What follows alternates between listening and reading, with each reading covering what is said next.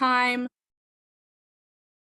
We're being recorded, so don't say anything that you wouldn't be ready to have recorded. Be mindful of time, respect people's pronouns, and if you'd like to say something, we're going to have an extensive discussion session later in this call, and the way that we engage with that is type stack in the chat, and we'll make sure that you have some time to speak. I am going to now pass it to Alex. Awesome, thank you. Give me 1 second. Let's see, this should be file view. Come on. Cool. Is it working? The big fist photo? Cool. Hi everyone. My name is Alex. He, him, with DSA Los Angeles, and I really appreciate you guys inviting me to talk tonight. I want to start by talking about a little bit what DSA LA Hollywood Labor is. We started about 2019. We have a system at Los Angeles of labor circles, which is primarily the idea is that the labor committee then has subcommittees that are made up of people who work in general fields of united disciplines. Hollywood labor is everyone that works in the entertainment industry. We have a education worker circle, we have a fast food worker circle, we have a nonprofits worker circle, but Hollywood labor is primarily defined to help organize members who work throughout the entertainment industry, and sort of build solidarity across a massive field. So for a quick update, the Writers Guild of America East and the Writers Guild of America West have been on strike since May 2nd. I believe today is day 71, and might be soon, depending on how the next, 3 hours go, SAG-AFTRA might be joining tomorrow. That's a lot of acronyms. I will explain what they mean. One more acronym, which is that they are up against the AMPTP, which is the American Motion Picture, so I don't remember what it is. Basically, it's the bosses. It is a bargaining unit that represents all of the major studios that you've heard of. Walt Disney, Netflix, Warner Brothers, yada, yada, yada. So here's the big acronym page. Just sort of explain how the Hollywood works. Hollywood is a really interesting economic system for the United States, where pretty much the entire industry is unionized. So Hollywood sort of has, it's called above the line and below the line, because when you go on a film or TV shoot, there's a production list of the director on top, and then the actors and the writers, and that is considered above the line. And then below the line is people who make the actual movie happen, or production happen. That's camera, that's effects, that's every goddamn local you can think of. So we have Directors Guild of America, which is the directors union, Writers Guild of America West, which is members of the West Coast Writers Guild. There's Writers Guild of America East, which is the East Coast, SAG-AFTRA, which is primarily the actors union. And then there's also the Producers Guild of America, which is not a real union, so it's not included in this conversation. That's above the line. And then below the line is Teamsters Local 399, who've been a big part of getting shit shut down. We'll get to that later. And IATSE, which represents God knows how many locals that do everything you could possibly imagine. When you see a movie and then there's credits, after like the first 5 names, everybody after that is IATSE. And sort of our goal with Hollywood Labor was to sort of build solidarity amongst these unions. And we can now proudly say that we have members across all of these unions talking with each other and sort of building power and understanding what does it mean to be a socialist in a union movement, and how do we sort of build power and sort of build across worker solidarity. That is the goal of DSA. But in order to sort of understand how this strike happened, we kind of have to go a little bit into the weeds, and I could talk about this for 6 hours. So I'm trying to keep it as short as I possibly could. But the big thing that makes this Writers Guild WGA strike a big deal compared to, say, 10 years ago is you've got the advent of streaming. So you can see here between the years 2000 and now, the amount of money that Netflix has started making is this absurd amount, and it's really disrupted the way the entertainment industry works. For a long time, I don't think I'm that old. You remember watching TV shows at night on basic cable or regular cable, and that was just how the industry worked. You watch TV at night, and that was they made money off of advertising, and people would get residuals every time something would re-air. You get a small portion of that, and that was sort of the system for decades. But the rise of streaming, which sort of started right as the last Writers Guild America strike ended in 2007, has sort of really redefined how the industry works.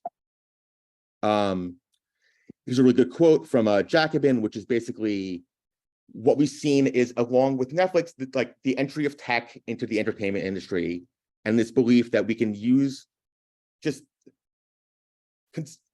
turn what used to be into a normal industry into gig workers and into a increasingly higher profit, lower labor cost system, and just go with massive costs to create content, and then somewhere we'll make a profit, but it's really not clear how. You'll see here the amount of content being created by the entertainment industry, and the fact that I even say content is depressing, but content being mostly television and movies. You'll see here over the last couple of years, and this is with COVID having a huge hit on the industry. Like, we are at $143 billion every year to make TV shows and movies, which is an absurd amount of money. You also see, again, Netflix, like, here's the amount of content that is just coming in the last quarter of last year. That's a shit ton of episodes of TV, and that's a lot of content, and that content would not exist without writers and actors. So that's why we are in the situation we're in. A secondary aspect of this, and as capitalists, we understand what consolidation is, which is that over the last 50 years, what used to be hundreds of studios in Hollywood have consolidated. This was the best graphic I could find, which was 2015. You could see how many of these sort of, illusion of choice, how many of these studios are just owned by the same corporations. And in Canva, I did my best, this is 2015. And the last 8 years, like, half of them have bought the other half. Like, we are at a place where, like, you could see Discovery merged with Warner Brothers, which is Time Warner. Disney merged with Fox. What else we got here? Nickelodeon is now owned by CBS. Like, these are just, it is shrinking and shrinking and shrinking. The number of companies that are doing it and the amount of profits are rising. So what are the core issues of the Writers Guild of America and the Screen Actors Guild? So primarily it's pay. You'll see, if you've watched TV over the last 20 years, you'll remember, like, there used to be, 25 episodes a season. You would watch every Thursday night from September to April, Law and Order season or any other season. They'd be like, here's all the episodes. You watch it every week. It's great. And for a long time, that's how writers and actors afforded to live, was you got a gig on a TV show and you sort of made money, and you get season 5, season 6, you get residuals, which is a back-end pay of when shows re-air. But we've seen, especially during COVID, this reorientation towards less episodes less often. So now you'll get a Disney Plus show that has 5 or 6 episodes, and then season 2 won't come out for 2 or 3 years. And that has just sort of allowed a diversity of content, but has cut the number of hours where actors and writers can work. Another core issue is security. This is mostly, I have more data for Writers Guild because SAG has not really, like, opened their books on their contract negotiations yet. But writer-producer pay over the last decade has declined 4%. With inflation, that's 23%. There's also the issue here of mini rooms, which you'll hear about, which is that a room that used to have 12 or 13 writers now might have 3 or 4. And part of the Writers Guild's contract negotiations is to have a minimum of writers per room. Sorry, I'm really rushing to make sure I get through all of this. Residuals, again, you are paid every time an episode airs on TV or basic cable, which was a huge way of people in this industry sort of staying alive, because you might work on a show for 3 years and then not work for 2 years and then work on a show, and residuals sort of kept that sort of salary going. But with online streaming, there aren't really no residuals. So one of the big demands here is actually find out what the fuck is going on with residuals and how many people are watching shows, because it's all a black box and nobody really wants to tell us. And that is a huge part of these contract negotiations. And talking about where all the money's fucking going, it's to the studio bosses. here are 8 of the biggest sort of creative studio execs in Hollywood, and you'll see this an absurd amount of money. The Hollywood makes a shit ton of money. Movies make money. TV shows make money. As much as COVID might have hit some economic incentives, like the industry is making more money than ever. It's just more and more of it is getting consolidated to the very top end of the production line. You might recognize some of these names. David Zaslav, I'll get to him later, but just to keep this an example and keep this in context, if Ari Emanuel and David Zaslav would pay the WGA demands by themselves, they would have enough from their last 2021 salaries, and each would have $63 million left over. That is the level of like inequality between studios and workers we're dealing with right now. David Zaslav, he's the head of Warner Brothers, the famous guy who turned HBO Max into just Max. This is a good example of how this fight, might be primarily in New York City and LA, but there's opportunities for everyone, all DSA chapters get involved, which was David Zaslav was the Boston University commencement speaker, and BU YDSA and Boston DSA and WGA, really showed out and got him to shut the fuck up, which was a really cool moment. Another example of how this fight is all interconnected is Reed Hastings, who is one of the co-CEOs of Netflix, is one of the biggest charter school donors in Los Angeles and spent millions trying to beat one of our DSALA school board members. And you know what? He ate shit and she lost and our candidate won. So we can beat these fuckers. I don't know if people have seen this article that came out yesterday, which was there is a article that came out in Deadline, which is primarily a magazine that will print whatever the bosses want them to print, talking about what their plan with the WGA strike is. And they basically said, quote, "The end game is to allow things to drag on until union members start losing their apartments and losing their houses," a studio executive said. One insider called it a cruel but necessary evil. That is what we're dealing with here, is they will basically go, we will break the union even if it ends up with people, out of their houses and refuse to just give a very small percentage of profits. Again, the AMPTP accepted the WGA's proposals. That would be $429 million per year. That is 2% of profits. Just keep that in mind. I don't know why this quote isn't showing up, which was a really good quote to end on. But it's essentially, there was a quote with an Apple executive a couple of weeks ago, where he basically said, we don't mind giving the Writers Guild of America a good deal. What we worry about is that the Writers Guild of America gets a good deal, then that will show that any other union within Apple and outside of Apple would show that unions work. And that's what it's about. So you might think like, oh, I have nothing, the film industry is all the way in LA. It has no real connection to my role as a worker. And you have to understand that this fight against essentially big tech is the fight that will be happening across all industries. The people who own these studios are the same people who own the hotels that our local hotel unions are on strike at. This is a fight about the ability for unions to fight tech consolidation. And this is the first time that tech is up against a really unionized force. And it's crucial that we show that unions can win and that they can get incredible demands filled by bosses and use that blueprint to inspire other workers that are not currently unionized to show what they can be extracted from big tech going forward. That little noise was my 10 minutes going up. So sorry for rushing through that, but I tried to get as much in as possible. But Perfect timing, Alex. Thank you so much. And Martine, if you are able to, I think Alex kind of segued perfectly into what you were going to talk about. So I'm going to share a screen real quick, and I will just toss it to you to talk a little bit about some of that tech and other industries issues that Martine alluded to. Hi, I'm Martine Zimmerman. I'm a WGA West member. I live in Chicago, and I'm a strike captain.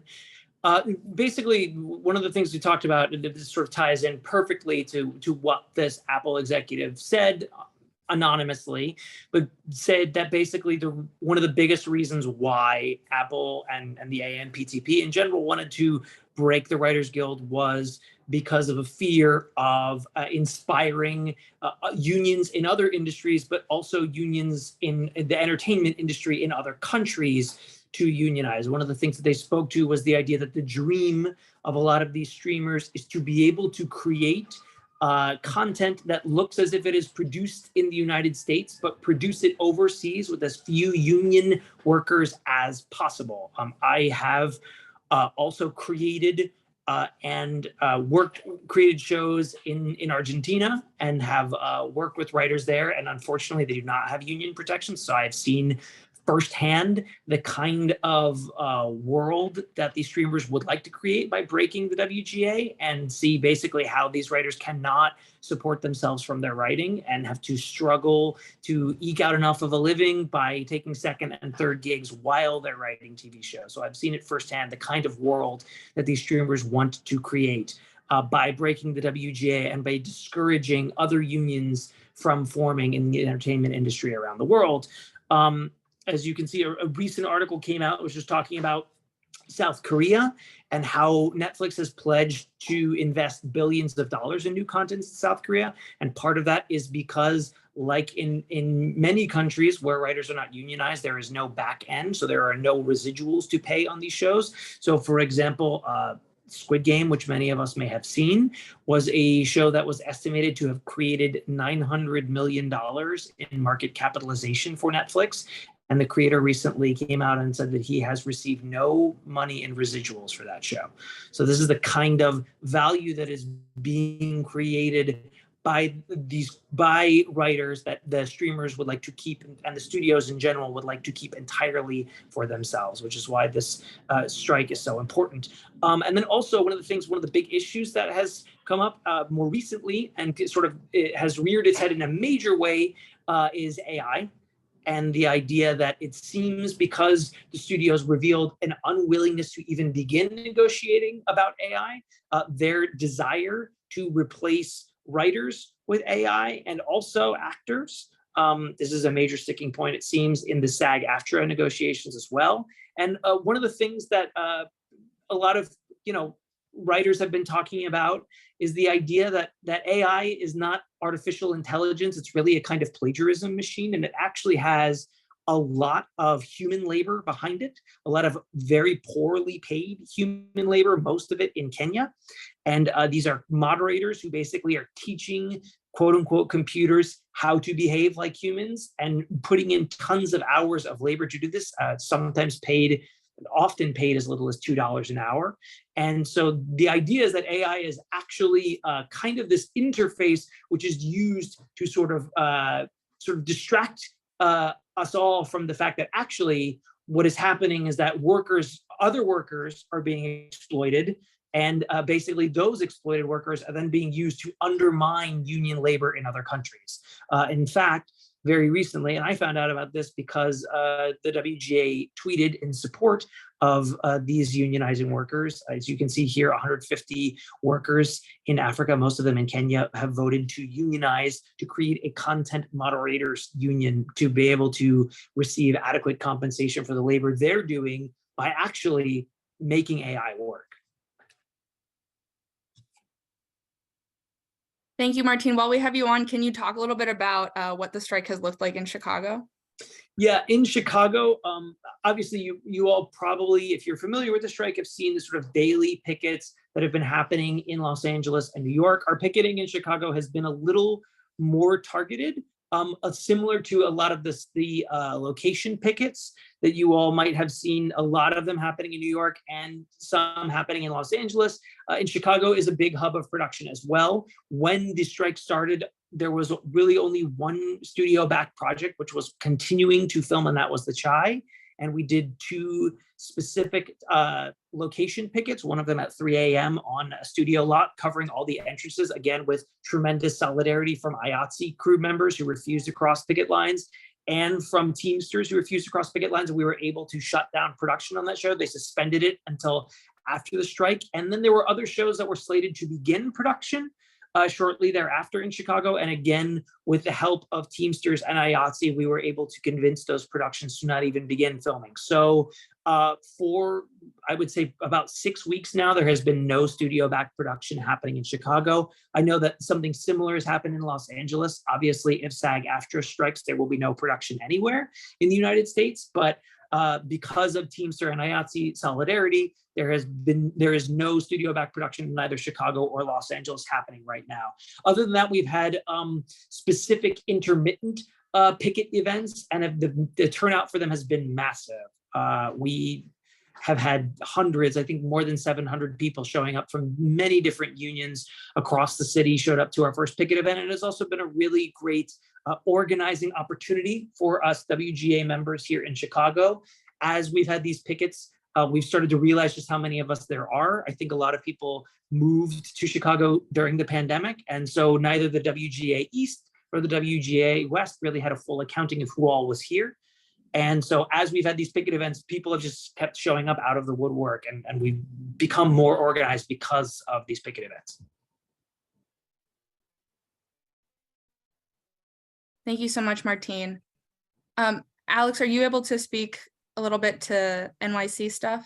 Yeah, I think covering a little bit what Martine said, I think the similar situation is in New York as Chicago and LA is, which is just to specify, like most of the picket lines in New York and LA have been at the studios themselves. But on top of the studios are where there's executive meetings, but there's also production happening in those big lots. But what happens is a lot of shooting is on location. So they'll go, okay, we need to shoot at a school. We're going to go leave and film at a school. So New York City, I believe, essentially production has shut down in New York, LA, and Chicago, which are some of the three biggest cities for local production. And it has been a huge thing that didn't happen in the 2007 strike. And I don't think the bosses were really expecting it to be such a big aspect and actually shut down production. And I think to Martine's point, like the thing that has kept the studio sort of afloat is that they go, okay, well, if we do productions in Europe, we don't have to worry, like the Writers Guild is not there. The below the line people are often non-union, so they're not going to cross the picket line. But as long as we have the actors, we can keep shooting. And I think what we'll really see over the next day or so is that if the actors go on strike, there will, like Martine said, there will be no production anywhere. And that will really hit the bosses where it's going to hurt. Cool. Next, I'd like to invite Netta from Hollywood Labor to tell us a little bit about what's specifically been going on in LA, because it's been very extensive. Yeah. Hi, everyone. Thanks for coming out, and thanks for inviting me to speak, Sarah. I mean, specifically in LA, like Alex said, we've mainly been gathering at the studios themselves, but there's also been some direct action to stop productions from happening. Like there was like a picket late at night to stop a shoot from happening and to stop people from crossing picket lines. It's also been very heartening to see solidarity from other unions. So I myself recently joined the Writers Guild, and I've been able to get out there with those members, but we've also seen a lot of SAG members joining our pickets. We've seen IATSE members, we've seen Teamsters, we've seen UTLA. It's just been an outpouring of support from a lot of different groups, which has been really nice. And, you know, if SAG decides to strike, we're ready to get out there with them too. So that's my general sense. I can answer anything more specific, but can you tell us a little bit about the snack list? Yes, that's great. So one thing that DSALA and Hollywood Labor has been at the forefront of is providing like material support for picketers in the form of water, snacks.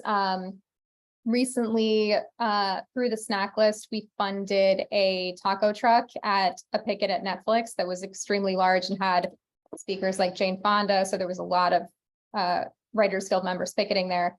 And the snack list is a way that anyone can support, providing these funds to the Writers Guild through our website. Let me see if I can find the link for people. I think it's also probably in the slideshow there, but I can find the link for people so that they can contribute to the snack list, which is a really great way to support. And it's essentially a fundraising campaign that we've started, and it's a way for us to kind of have people who may not be part of the entertainment industry still be able to support.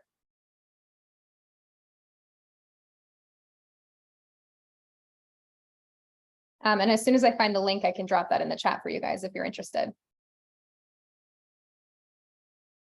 Yeah, I'm trying to find the photo, but I don't know what happened to the presentation.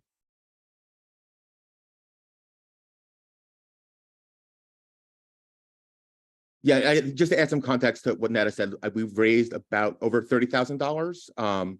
We have spent over 2/3 of that so far already. And this strike is going to be going on at least until October. So while it's been great and having so many small dollar donations, we are spending it as fast as we possibly can. There are 11 different picket locations across LA.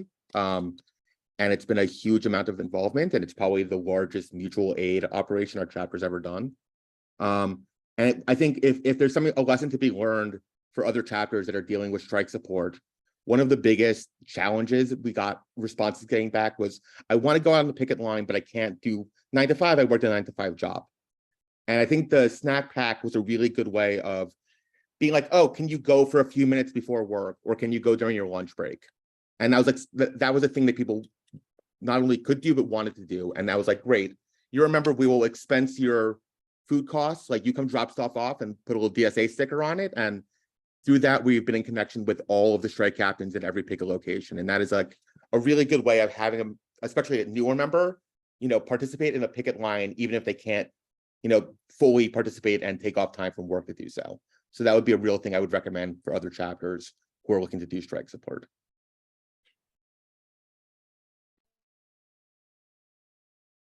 And yeah, so you can see we got it up, dsala.org/snack list to donate.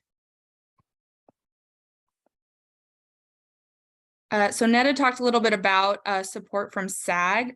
I'd like to now toss it to Carol from SAG to say a little bit about how negotiations have gone so far, what's going on today, and what we can expect. Good evening. I'm Carol Bailey, Vice President of the Miami Local.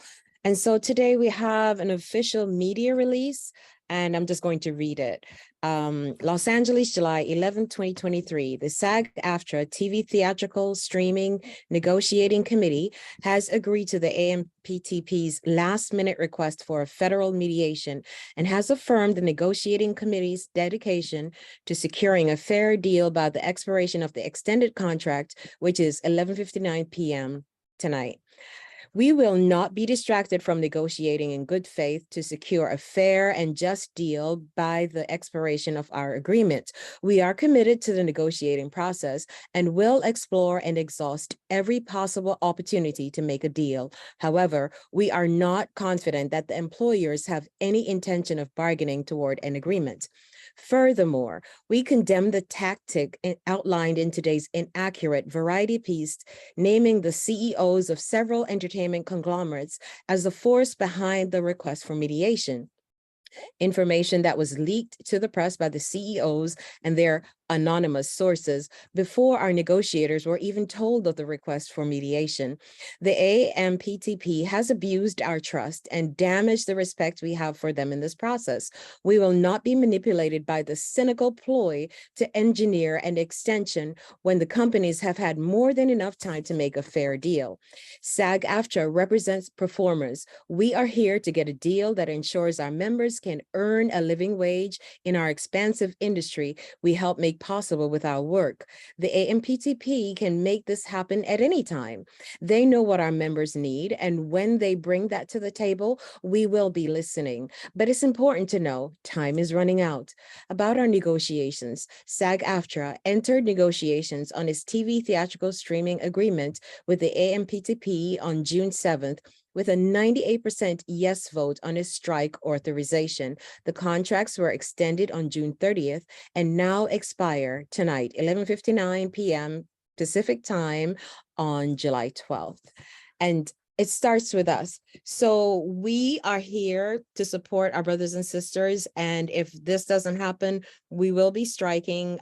They'll vote tomorrow. The National Board will vote, and from there we'll go forward. But if it doesn't happen and they say, because 98% of people said yes, strike if need be, we will be on the picket line with our brothers and sisters, with our picket signs, and standing in solidarity for fair wages, fair contracts, and all of that. And Alex, our business executive is here too. So if you, he'd like to share as well anything. So Sarah, you're in charge. I'm so sorry. Back to my lane. Scoot on back. Yeah, Good light. Carol, I was just wondering what are the kind of biggest issues for SAG in the current contract negotiations? Well, it's always about the pay, and we are in a right to work state here in Florida. So yeah, that part. So we're always, trying to get people to come here to work, and we used to have incentives, and who our governor is right now, he remain nameless. But at one point I thought his wife, somebody had said his wife used to be in the union or something like that. So we were really excited that, oh wow, we have an advocate, but that was, yeah, that went bye. And so we're trying to get work here in our state. We're trying to get work here, and trying to get people to do union contracts, trying to get, even our members are going FICOR because the union work is very low to slow. So the main thing is, and residuals are like the ancient history around here. Because even Disney, they used to do a lot of commercials. People would come from all over the world even to do commercials here, Disney, Universal, union contracts. And we won't talk about Tiger and his thing, because when he got sideways, that's like 300 to 500 people would work for 3 days on a set doing a golf commercial. All the people around the green were, extras, union, non-union, and even the IATSE workers there. So we've been losing work left and right.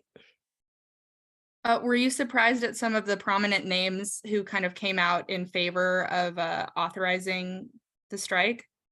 Oh yeah, and the thing is too that everybody, 98% is, what is it, 160,000 of us all over the world, and 98% is a good number. So that shows that we're not just going to sit back and just wait and say, oh, we'll take anything. We're in this fight. We're in it to win it. Great. Thank you so much, Carol. You're welcome. So now we're going into Q&A and discussion. So I'm going to stop sharing my screen. And how do I stop sharing? And we're going to take any questions that people have in the chat. So now is the time. Go ahead, type in Stack. And I also want to introduce one more person on the chat. Sorry. No problem. Go ahead, Alex. Nick Adams, he's a DSA LA Hollywood labor member. He's also a WGA member and a strike captain. So I wanted to just have him chat for a little bit and talk about his experiences over at the CBS, which I have not visited yet. Nick, I promise I'll come visit soon. I've been at Netflix. But yeah, I just want to give him a chance to talk a little bit about his experience as a strike captain and sort of what he's been dealing with out there. While he's doing that, start thinking of your questions. Great. Can you guys hear me okay? Thanks for having me. I am, as Alex said, a strike captain and assistant lot coordinator at CBS Television City.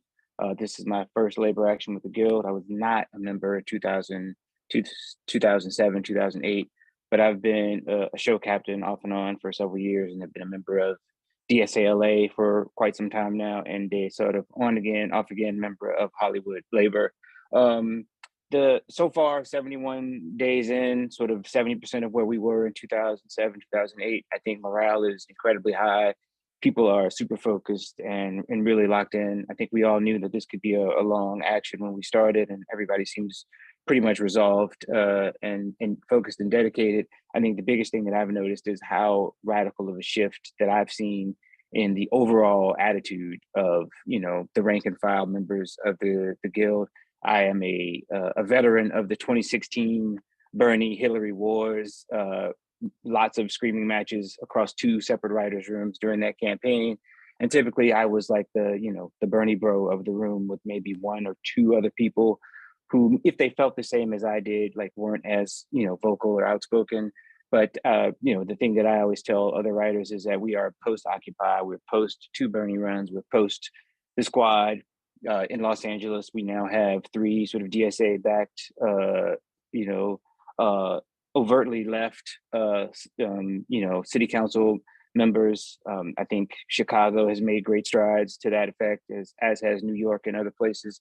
So to me, the biggest difference is that the overall tenor of the rank and file is like much more radical. People are pissed off and their anger is focused exactly where it should be, which is the bosses, you know, those guys whose pictures we just looked at, and the dozens and thousands of nameless, faceless executives who make 7-figure salaries to do very little, while people above the line and below the line are making less and less money. As Alex pointed out, everybody understands that this industry continues to be incredibly profitable. And if you've been in the industry for any time now, you've just seen yourself get, you know, less months of work, less, you know, money in your pocket, even as the amount of shows continues to explode and explode and explode and proliferate beyond what even a working TV writer can keep up with. And I think that's the thing that gives me hope with the SAG-AFTRA, the potential for a SAG-AFTRA strike, because those guys have been pinched in the exact same way that we have. You've seen very high profile examples. I think the CBS show, Bob Hart's Abishola, was the biggest example of long running members, you know, cast members of a successful show being demoted from series regulars down to recurring, which means they're going to be in less episodes and make less money, which, you know, the whole point of having a successful long running show is that everybody benefits, the cast and crew and the writers and the producers and everybody, as the show continues to be successful. You know, thanks to your union contracts, you're guaranteed to get more money. And for them, the second they deem a show not profitable enough, they, you know, immediately sort of start, you know, pushing back against the very people who made the show profitable. So the word that I've been using this entire time is existential. You know, I think in the past, specifically the writers, our actions have been, you know, about specific issues, streaming, new media, residuals, pension and health. Whereas this, to me, feels much more cut and dry, lined in the sand. It's us versus the handful of mega corporations who are wildly profitable internationally year after year after year, which is one of the reasons why I got involved in Hollywood labor, and one of the reasons I wanted to get involved more in the Writers Guild of America is because, you know, as people have said, LA is overtly a union town. And I think one of the most important projects that the Los Angeles left should be undertaking is trying to like further deepen and broaden that union membership. Like my goal is for everybody on set, everybody involved in the production, all the way down to every assistant, every PA, to be a member of a union and make a living wage, because the money is there. They just keep it for themselves and don't, you know, spread it out to the people that do the actual work. Solidarity, as people have said, you know, I'll echo what Ned has said, has been incredibly high. Actors, directors. We've seen also, you know, IATSE and all those people supporting, and also just lots of pre-WGA people, folks who are, you know, hoping to be a member of the guild. Before I went out of town, my last day at Television City, there was like a whole like 7 or 8 young women who were all assistants and knew each other that way, and they all came out and supported. Many of them were not even aspiring to be writers. They just, I think, recognize what an, again, existential fight this is, and just the overwhelming support of people across LA. Just the, you know, the truck drivers and the garbage men and the cab drivers and the rank and file citizens driving by have been super, super supportive. So yeah, I remain positive and upbeat, and I think SAG going out on strike with us would be massive shot in the arm, both for our energy and enthusiasm and for the overall LA labor movement. I think cross-union solidarity is going to be paramount for us going forward. Yeah. Thank you, Nick. I haven't gotten any questions in yet, so I had a question for some of the people who have spoken, which is, I think a lot of people on this call might, you know, want to see what we're doing with DSA support for WGA and sort of wonder, like, how can I take the lessons from that to apply to other strike support? So for Martine, Netta, Nick, you guys, especially where you've dealt with DSA chapters supporting the strike, what has the DSA chapters been doing that have spoken to your fellow union members, and what do you think the best tactics have been to sort of build that connection between your union and the DSA?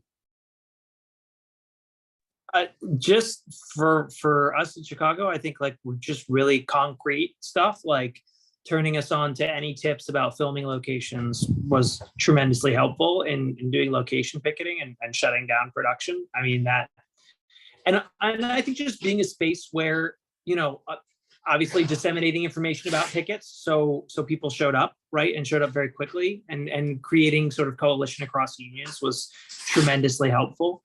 And I think, you know, just being a space for strategizing about strike tactics. I think at a previous meeting we were talking about with UPS Teamsters, just about like how organized one has to be before a strike, or is strike a possibility also to organize, and sometimes the event of strike and trusting that people will show up, even if you don't feel fully prepared, just taking an action and then and sort of putting the word out there and using your context, using DSA's infrastructure to put the word out there can bring people to the event, and that becomes then a possibility for organizing versus sort of feeling like you can't act unless you have a full comprehensive list of who all is around, things like that.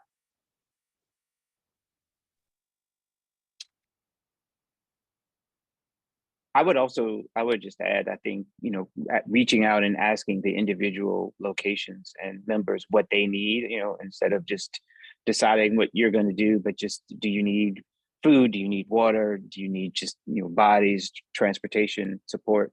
I think that sort of like, you know, direct contact and, you know, asking people what they need as opposed to just deciding what you want to do. You know, I know everybody's had lots of donuts on, you know, the picket lines. So, you know, just showing up with more donuts might not be, you know, exactly what that particular picket location needs. So I think it's always great to reach out to the individuals directly, just figure out what it is that they need and or want.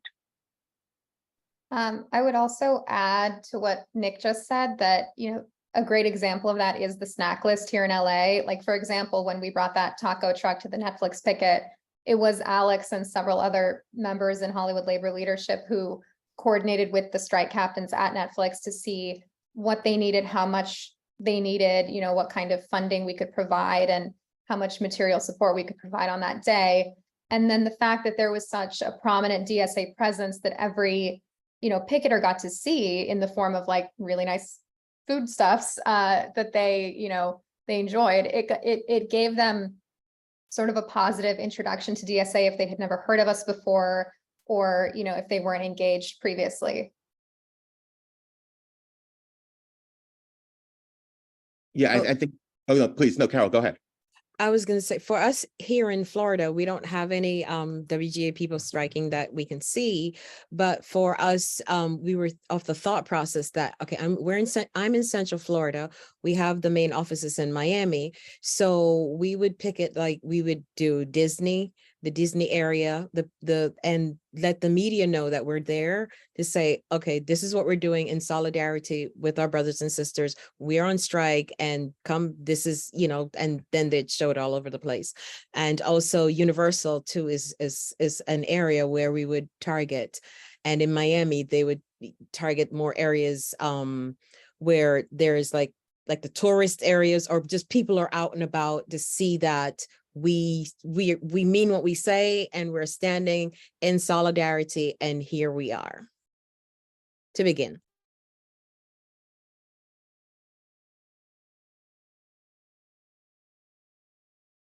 Oh, I was just going to add on, which I think on top of that, I think is, you know, oh my God, I just forgot what I was going to say.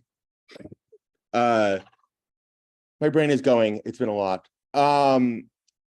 Yeah, but I think to echo what Netta said, is just like, I think being there, like, I think especially with the Writers Guild strike, like the first couple of weeks, like every big celebrity you can think of was, you know, sending out a bagel truck or bringing out, you know, really fancy foods. And I think the thing about the difference between what DSA is doing is like, we are just there and we're not, you know, pushing ourselves too much. We're just like, what do you need? As Nick was saying, you know, tell us what you need and we'll do it. And I think when you show up over and over again and you're there constantly, that's when it matters. When it's the 85-degree heat and it's not as fun anymore and DSA members are still showing up, that's when you really show what the power of solidarity is. Okay, I got a question, so I'm gonna repeat Mr. Wilson's question. I'd love to help with picketing and haven't made it over yet, but pretty open right now and am for it. I was wondering if there's, is this in LA? whichever one's closest to you. There is a full picket list. We sort of encourage our members to go to whichever one is closest to them and introduce yourself to the strike captains and say you're there from DSALA. Also, if there's anything that's thematically fun, recommend going to those. I went to a Simpsons picket where all the Simpsons writers were there, and I got this fun little Homer pin. I will drop that link in the chat. Oh, Ned already did it. Thank you. Ben, did you have a question?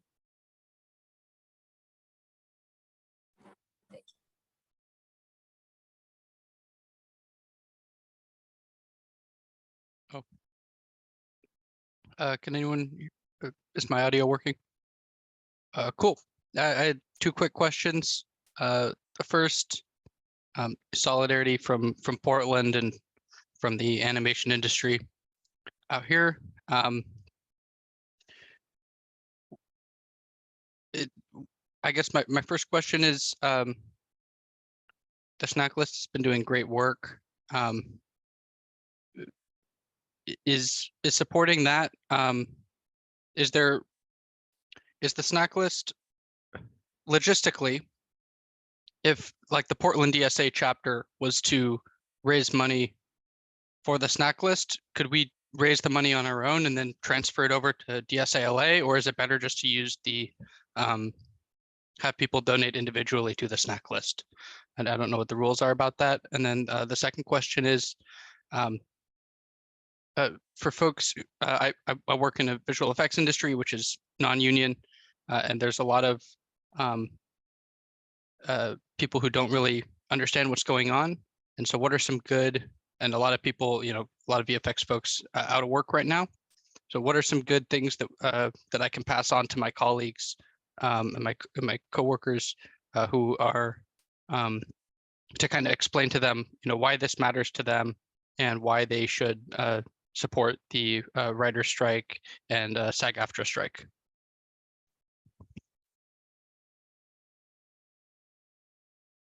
I can take the first part, which is I think I can put you in touch with our treasurer and we can figure out the best way of doing it.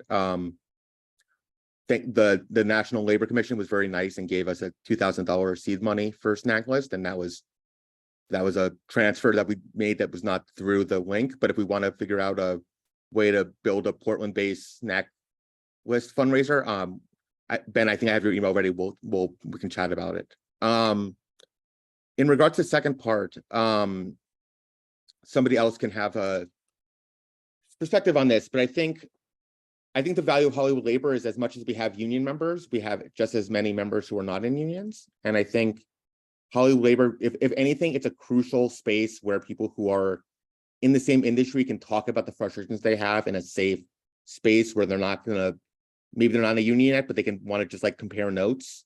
Like we have a thing called Champagne Socialism where it's just, come on by, we'll have drinks, let's like talk about what's going on. And I think that is a really important space to just start having those conversations and start building solidarity amongst people. So if you know those people going on, be like, hey, like we're having a meeting of Portland DSA entertainment industry workers, talk with your labor coordinator and be like, hey, let's just chat about what's going on. And then if there is an ask, like we'll find somebody from the VFX. I know IATSE is organizing a VFX union. We can like find someone to put you in touch with. But I think in general, the lesson is just like give people, like if you build it, they will come, and just give people a space to talk about these issues.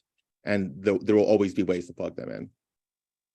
I would also just add to that the Writers Guild has an incredible resource on their website. They list all of our core demands, and it's very similar to the graphics that Alex represented. Like lots of just like really bite-sized, easily digestible sort of talking points. I think the 2% talking point is I think really hits home. I think one of the reasons why we have so much overwhelming support is I think people really do understand that it's just a handful of rich assholes, not wanting to pay people enough money. It's when you tell people that what we're asking for is less than 2% of the profits that we generated last year, I think those things, hit home for the average person. Also, I would just add that, to all of your visual, fellow workers in VFX, obviously you guys need to and want to organize yourselves in a similar way. If they break the Actors and Writers Union, it's going to be a cold day in hell before anybody else gets to organize anytime soon. I think that's, again, why I really feel like they're drawing a line in the sand to try to, you know, prevent the two sort of most visible, powerful unions in this industry from getting what they want, because they're not stupid. They know that, you know, they're exploiting people all the way down the rank and file. And if they, you know, can prevent us from getting what we want, it gives them much more leverage, you know, and gives, you know, other workers who seek to unionize much less leverage. I would also, so two things. First of all, I appreciate everyone donating and contributing to the snack list. Another really good resource that I failed to mention earlier, which is the Entertainment Community Fund, which does not support WGA members. The WGA itself actually has a very robust strike fund that our members can access, but the Entertainment Community Fund goes to support staff and crews who are out of work because of our strike action. So that's a great resource. And then the other thing I would just chime in to say about the VFX thing is that the other big piece is obviously our attempts to hold the line against AI, and that if actors and writers are automated out of existence, then I have to believe that almost every other part of the production process will suffer as well.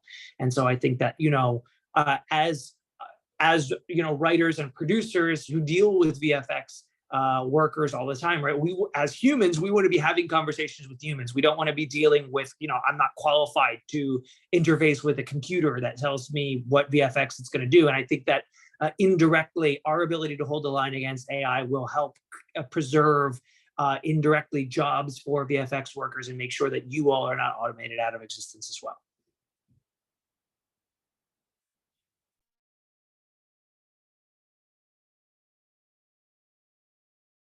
I want to just check in with time of how we're dealing with our. Yeah, let's close after these last two. Sure. I think we just got the, will there be a SAG-AFTRA picket line if they go on strike? Yes, they will probably be the same as most, at least in LA, it's pretty much the same as the WGA ones. I know that some of the SAG strike captains have been meeting with the WGA strike captains and sort of training them what they do in anticipation of tomorrow if it happens. Will, do you want to ask your question? Yeah, thanks. Great panel tonight, everybody. My question was, it seems like maybe contra the 2007, 2008 strike, a lot of the most successful, for lack of a better word, or rich writers and actors have been like really firmly on the side of the union. You know, even folks who have been in production roles. You know, there was that letter that was organized by a lot of big name actors saying to the SAG leadership, like, don't take a bad deal, we're ready to strike. And that's been a huge surprise to me. I'm curious if our SAG or WGA members have any thoughts as to why, you know, their fellow union members who could just as easily see their interests aligned with the bosses are acting based on what seems to be some working class consciousness.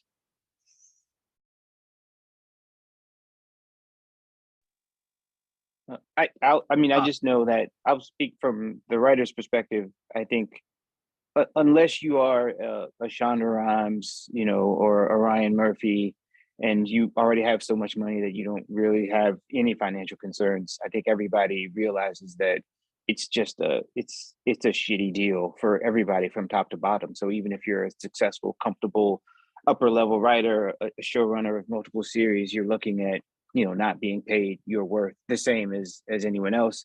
And you're looking at, you know, them still wanting you to do like non-union work if you're an animation writer, and you're looking at still not getting the level of residuals or the amount of work that you're used to getting.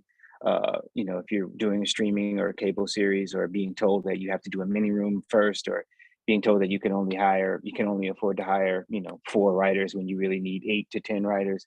I think all the way up the line, people are feeling the crunch, and, you know, it just takes so much to be, you know, really financially stable in Los Angeles, one of the most expensive cities in the world. So unless you are a hugely successful writer or actor, you know, this is directly affecting you financially. And then also, I think a lot of people see that the rug is being pulled up after them, and people aren't able to, you know, to move up the ladder in the same way that they did. And, you know, one of the things that I think is great is that people are fighting not just for themselves, but for younger, you know, writers and actors who haven't been able to benefit from having that sort of stability that you know, steady work can provide, because there's just not as much steady work But yes, to address your point, I've been really hardened, and I think again, there's just an overall, and I can't stress this enough. I think people are just more fucking radical and more left wing, thinking than they were in 2007, 2008. Yeah, and I would also echo what you said earlier about the people's sense of this is existential. I think that a lot of the idea that I'm here, that actors have been pressured to basically allow their likeness and their voices to be captured and used in perpetuity for free. That's an existential thing. And if SAG-AFTRA can't hold the line on AI, and there are fewer and fewer actors, then there will be fewer and fewer crew members, right? So and we are facing similar issues in the WGA in terms of, as Nick said, the idea of many writers, especially television writers, are used to being in a collaborative environment and basically being in rooms with 7, 8, sometimes 10, 12 people, and then you sort of look around and there are only 4 people, and you feel you do feel the rug being pulled out from under you, and if you've benefited from that collaboration, it feels deeply lonely. And a lot of the older members of the WGA who will admit, oh, I'm later careers, say I'm supporting this because I feel a responsibility to the people beneath me to have a future. I don't feel like I can finish my career and sort of let the bridge be pulled up behind me and shut the door on everyone who I've worked with throughout my career. And I also think too that with the time we're coming out of, and we've been home and we've been online doing things and auditioning online and everything, we're kind of empowered now to have our voices be heard and to let them know exactly what we're thinking and what we will and won't accept. And we're willing to step away and shut it down so that we can get what we deserve.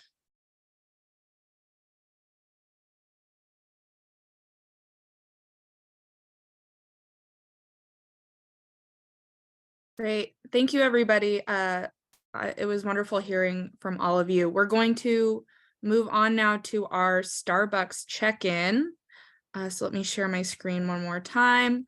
We have Tori and Alicia from Starbucks Workers United on, and they are going to talk about the Starbus tour and Strike with Pride, which happened last month. So do you guys want to start with one or the other? Yeah, we can start with the Starbus and then go into Strike with Pride. How's that sound? Sweet.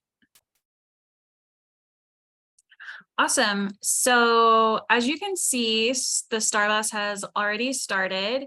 It's going to take Starbucks union workers from all across the country on bus tours to main union cities, and there's going to be strikes, there's going to be rallies. If any of your DSA locations are on this list, hopefully you should be getting info. I do have a few of the rallies listed. In Chicago on Friday, July 14th, there's going to be a rally at the Roastery. I know they're planning on going public with their filing. I don't believe they have already, so that's going to be super exciting. In Louisville, there's going to be a rally at the Romano L. Mazzoli Federal Building.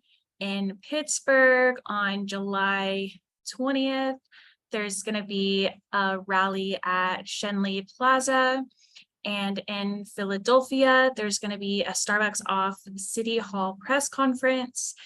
And I think in Ithaca, there'll be a sheet metal union hall block party on Sunday, July 23rd. I'll be joining in Pittsburgh, Philadelphia, and Buffalo.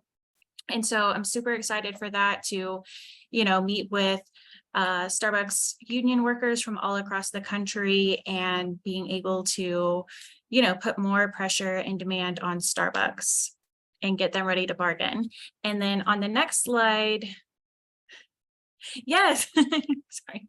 I'll let Tori talk about this, but I kind of wanted to talk a little bit about OKC, our Pride, and our strike real quick.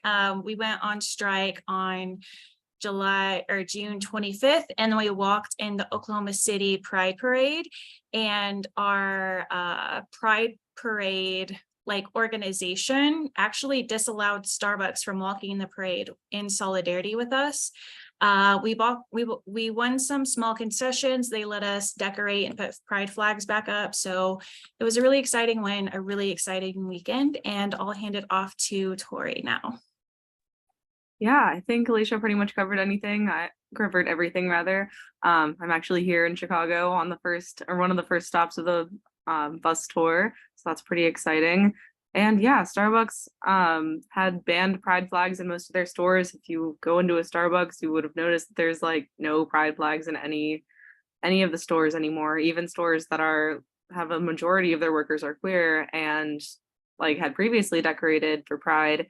And then this year it just was not being allowed. And on top of that, Starbucks was lying about it and saying that our policies on supporting the LGBT community have not changed. But obviously that was not correct. That was not the truth.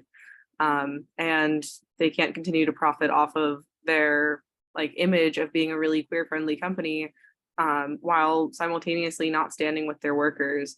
So it is also like a ULP just because in the years past they'd allowed us to decorate for Pride and then they made the unilateral change that we could no longer do that. So that is why we were able to strike over it and it was successful. So Yeah, I was gonna say after all of the strikes, I saw Starbucks corporate issued some press releases saying they're gonna issue like clear guidelines for decorations for Pride. So they definitely saw, you know, the media backlash and then everyone showing up to our strikes and the pressure that put on them.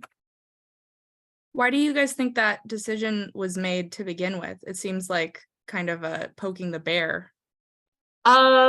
I'm not sure. I actually wrote an op-ed about it in the Progressive and kind of my experience in my store as like a queer Starbucks partner. I know it's probably been one of the worst years so far, or you know, as things have gotten worse for queer people, for trans people, especially in red states like Oklahoma.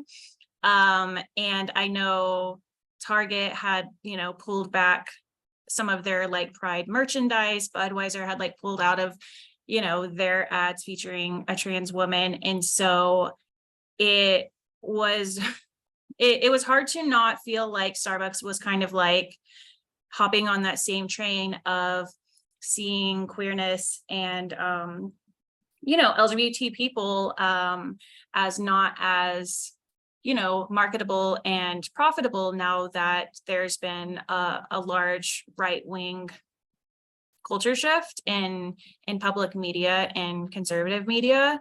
And so not having Starbucks' support to not just show our pride, but to show safe spaces in the South, especially since the Supreme Court ruled that you can discriminate against LGBTQ people now, it's really, really tough. And I think it's super important that we went on strike and try to have an impact and show how important that messaging is.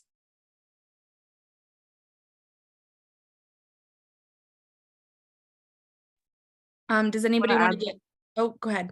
I was just gonna add that like on top of all the things that we've mentioned about like standing up against Starbucks, not standing with their workers, strikes like this are also just a good like new organizing opportunity because a lot of like not yet union stores and not yet union baristas see us out in the picket lines with all of our like rainbow merch. We got just thousands of pins, thousands of rainbow stickers.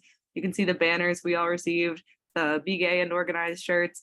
And I think it's like we always see a big spike in organizing requests. Like whenever people fill out the form on the website, there's always a massive spike after every time we go on strike. And we have that like media moment. So I think that this was also really good for the new organizing side of things because they can see like, oh, this is where all the cool baristas are going. They're all forming unions. They're all joining this because like this is what Starbucks is actually supposed to be about, or this is what they claim to be about, and we want to be a part of it. So I think that's also like really a really impactful factor of the strikes. So that was actually going to be my follow-up question is, does it feel like there continues to be momentum in new shops getting organized at Starbucks? Yeah, so we have weekly shop talks where we discuss new organizing, and in the past 2 months, we've seen numbers that are higher than we've seen in a long time. In the very beginning of the campaign, we were filing and winning at 20 to 30 stores per month, and we did see like a little bit of a dip as we faced more and more union busting, and obviously people see that union busting like, oh, these people were fired, and I saw a tweet about it today, and I think that really scared a lot of people. But we've had a lot more wins and a lot more positive media, and our numbers have returned to what they were at the beginning of the campaign. We're filing at 20 stores a month, winning over 80% of our elections. So things have been going well, and we're seeing another upward trend.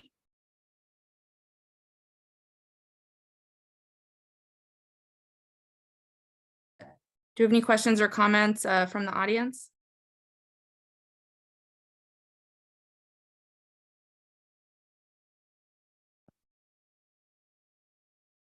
Go ahead, Amanda. Yeah, I just wanted to say like a lot of gratitude and love to our friends at Starbucks Workers United. Part of the reason why I think so many of our chapters are getting strike ready, and we have like a robust set of like muscle memory when it comes to strike support as a national organization, is because of the organizing we did together last year with Solidarity is Brewing, and like the fact that y'all are continuing to roll the wins on and are striking for LGBTQ workers, especially in the South where I'm based. It's so cool. It means a lot. And I don't think we would see the kind of campaign we're fixing to see with 100 DSA chapters getting strike ready and ready to go all out whenever the Teamsters contract with UPS expires at the end of the month. I don't think that would exist without the Starbucks campaign last year. So very proud of y'all. Keep up the good work. I'm excited to have y'all's back and see all the really cool union stuff we can keep doing together.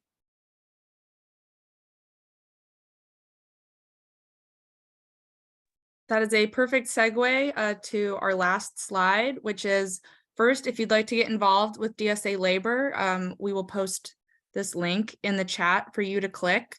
And you should all join us for next month's Labor Corps call, where we'll be checking in on our Strike Ready campaign, possibly amidst a nationwide UPS strike. So thanks for coming out, everybody, and we'll see you next month. Good night. Thank you.